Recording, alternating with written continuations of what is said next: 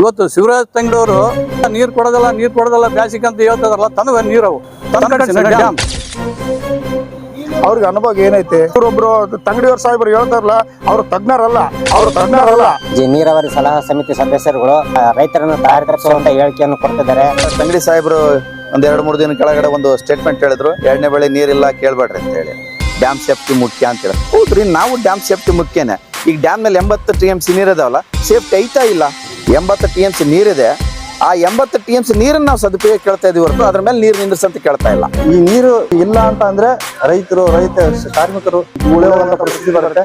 ಎಷ್ಟೋ ಸರಿ ಕಪ್ಪೆಗೆ ಮದುವೆ ಮಾಡ್ತೀವಿ, ಕತ್ತೆಗೆ ಮದುವೆ ಮಾಡ್ತೀವಿ, ಇನ್ನು ಮಳೆ ಬರ್ಲೋ ಯಪ್ಪ ಅಂತೇಳಿ ಹೋಮ ಹವನಗಳು ಮಾಡ್ತೀವಿ. ಇದು ಪ್ರಕೃತಿ ದೈವತ್ವವಾಗಿ ಮಳೆ ಬಂದು ನೀರು ಸ್ಟಾಕ್ ಐತೆ. ತುಂಗಾಭದ್ರ ನಂಬಿಕೊಂಡು ಇವತ್ತು ಲಕ್ಷಾನುಗಟ್ಟಲೆ ರೈತರು, ಲಕ್ಷಾನುಗಟ್ಟಲೆ ವ್ಯಾಪಾರಸ್ಥರು, ಲಕ್ಷಾನುಗಟ್ಟಲೆ ಕೂಲಿ ಕಾರ್ಮಿಕರು, ಲಕ್ಷಾನುಗಟ್ಟಲೆ ಜನಗಳು ಬದುಕ್ತಾ ಇದ್ದಾರೆ. ಕಾವೇರಿಗೆ ಏನಾದ್ರು ಸ್ವಲ್ಪ ತೊಂದರೆ ಆಗಿದ್ರೆ ಇಡೀ ರಾಜ್ಯಾದ್ಯಂತ ಕರೆ ಕೊಡ್ತಾರೆ, ಕಾವೇರಿ ತೊಂದರೆ ಆಗಿದೆ, ಸ್ಟ್ರೈಕ್ ಮಾಡ್ರಿ ಅಂತ. ನಮ್ಮ ಉತ್ತರ ಕರ್ನಾಟಕದಲ್ಲಿ ಮಲ್ತಾ ಇದ್ದವನೇ ಇದು.